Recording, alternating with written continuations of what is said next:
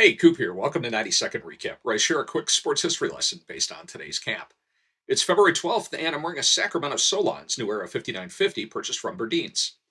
Tomorrow is a monumental day in the history of black baseball, the date on which Kansas City's Paseo YMCA hosted the formational meeting of the Negro National League, February 13th, 1920. Rube Foster, the father of the Negro Leagues, led the effort to create a competitive circuit for black baseball, one that wasn't defined by the white booking agents who controlled when and where black teams could play and how much the teams were able to earn from gate revenues. In addition to Foster, the meeting convened representatives from Detroit, New York, St. Louis, Indianapolis, rep by C.I. Taylor, eldest brother of the first family of black baseball, Dayton, Kansas City, whose J.L. Wilkinson was the sole white owner, and the Chicago Giants, a different entity from Rube's Chicago American Giants. Lots of folks will be covering the 105th anniversary of that gathering, so as we roll on with Black History Month, we're going to use today's episode to look at the man many consider to be the best third baseman to never play in the ALNL. 2 days ago, we discussed Judy Johnson, one of the top third basemen in the annals of black baseball. Today, we remember a man who grew up idolizing Johnson and whom many consider to have been even better. Buck O'Neill would tell you that he was right on time, while Quincy Troop would tell you that he was born 20 years too soon. Today's subject definitely arrived early, a man for whom just 5 years difference makes for a whole big lot of woulda, coulda, shoulda.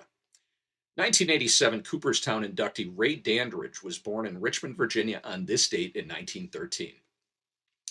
Known as Squats for his compact bow-legged frame, his low center of gravity and lightning-quick hands meant that he was one of the top vacuum cleaners at the hot corner for more than 2 decades. In 1933, Ray signed his first pro contract with the Detroit Stars, managed by Candy Jim Taylor, one of C.I.'s younger brothers. He moved on to Newark the next year, where he'd remain on and off for the next decade and would be featured as part of the $1 Million Infield, teaming with Willie Wells, Dick Say, and Mule Suttles. After a year in Venezuela, Ray was among the first to head to George Pascal's Mexican League, where he spent much of the 40s playing top-tier baseball in a circuit that wasn't restricted by skin color, and whose players suffered Commissioner Happy Chandler's 5-year ban handed down in 1946. 2 years after Jackie debuted at Brooklyn, Dandridge returned to the States, where he spent 4 seasons starring for the Minneapolis Millers, the Giants' top minor league affiliate.